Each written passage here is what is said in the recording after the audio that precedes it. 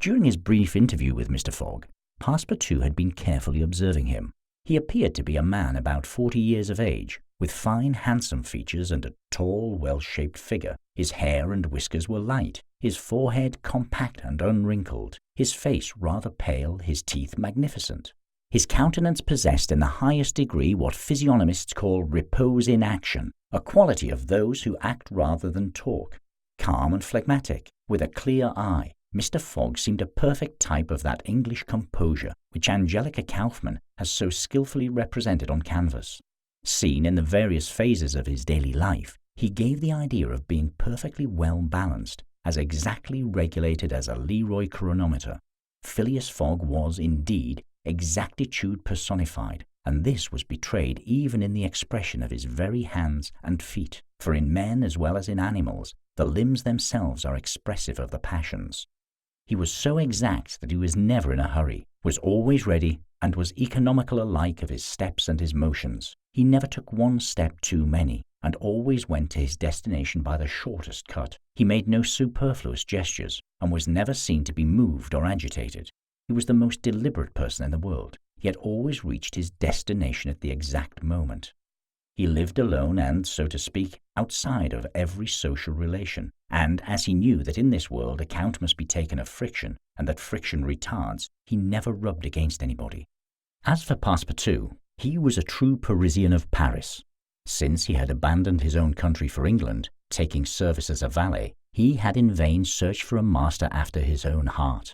Passepartout was by no means one of those pert dunces depicted by Molière, with a bold gaze and a nose held high in the air. He was an honest fellow, with a pleasant face, lips a trifle protruding, soft-mannered and serviceable, with a good round head, such as one likes to see on the shoulders of a friend.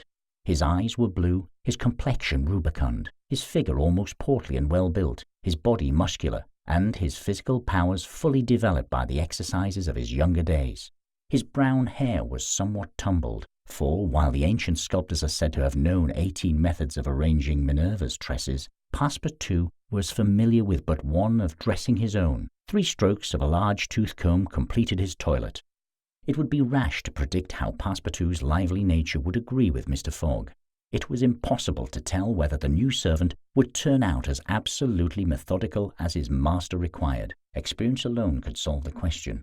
Passepartout had been a sort of vagrant in his early years, and now yearned for repose, but so far he had failed to find it, though he had already served in 10 English houses. But he could not take root in any of these. With chagrin, he found his masters invariably whimsical and irregular, constantly running about the country or on the lookout for adventure.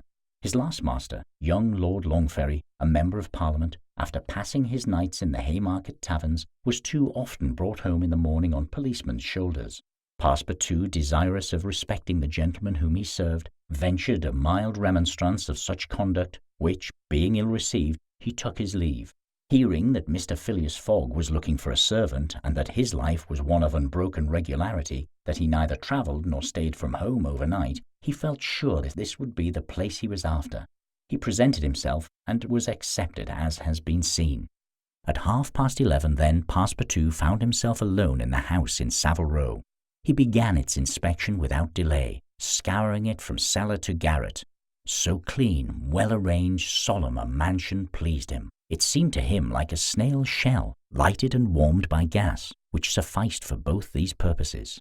When Passepartout reached the 2nd story, he recognized at once the room which he was to inhabit, and he was well satisfied with it. Electric bells and speaking tubes afforded communication with the lower stories, while on the mantel stood an electric clock, precisely like that in Mr. Fogg's bedchamber, both beating the same second at the same instant. "That's good, that'll do," said Passepartout to himself. He suddenly observed, hung over the clock, a card which, upon inspection, proved to be a programme of the daily routine of the house.